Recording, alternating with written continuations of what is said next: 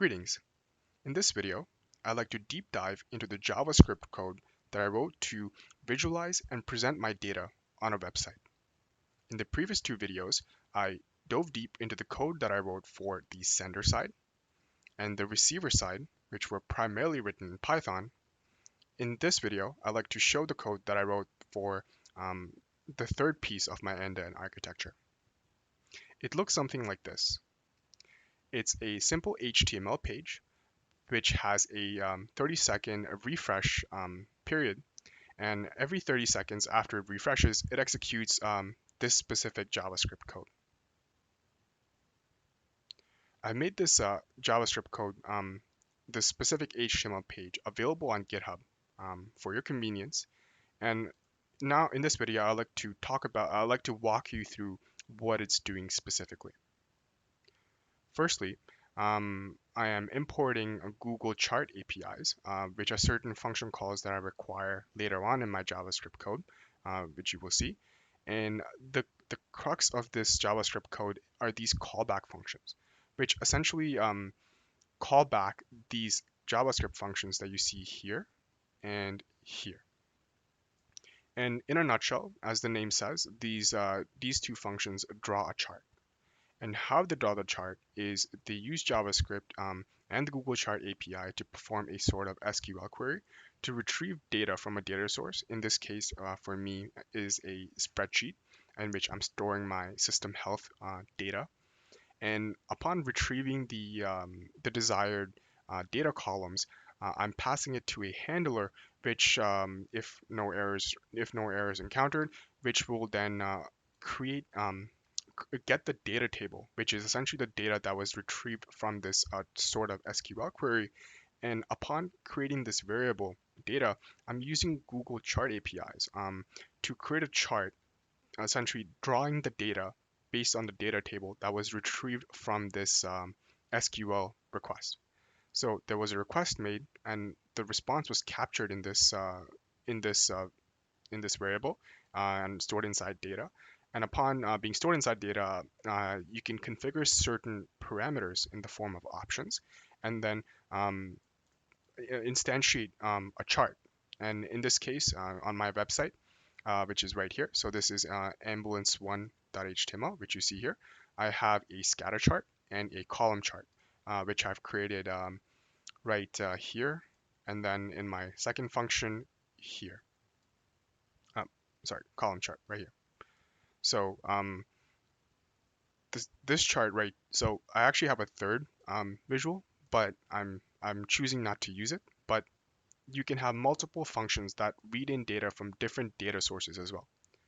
So the key thing here is not the website, it's not the login page, it's not the index page, but it's the ability to use JavaScript and execute code client side to build a chart real time um, by reading in data from any data source, in this case being a spreadsheet. And again, the callback functions are the ones that drive the continuous rebuilding of these charts upon a refresh that I set for the HTML page. In conclusion, this covers the third and last, the final deep dive of the end-to-end architecture that I want to show for this project. I do want to call out that this is a one-man agile team, and as such, to deliver a end-to-end architecture, um, work was distributed, time was invested evenly as such that all components of this architecture could be built.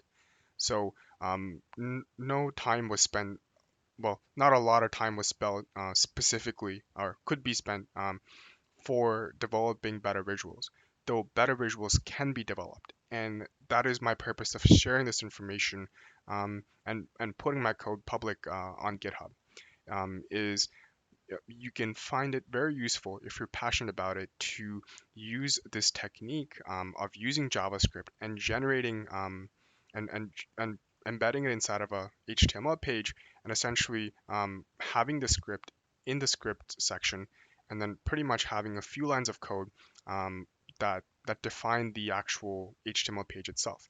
So once I do write my functions, I write it to a scatter div and a chart div, which are in table formats, as I define here and here, right, for my column chart and my scatter chart, right? Um, and so if you were following closely, along with the easiness and the along with the ease of use, if you're following with my technical demos, you would have come across the test that I performed for data propagation reliability, which was very important for this project. As as data is coming in, being transmitted by the microcontroller, this dashboard needs to be up to date as to exactly what's happening with respect to the system health status.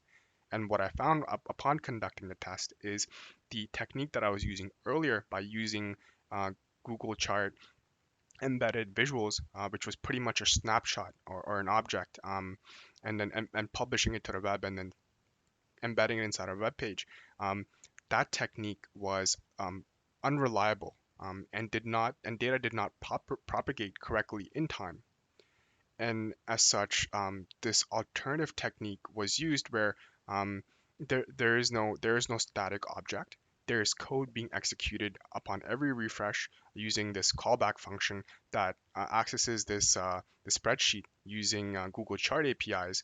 And upon reading that, upon reading it, it creates these two visuals.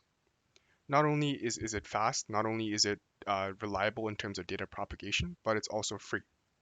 So um, my hope is by demonstrating this part of the architecture, um, um, you will find it useful for your use case. And in essence, this then covers the deep dive into the code for the end-to-end architecture. Thank you for your time.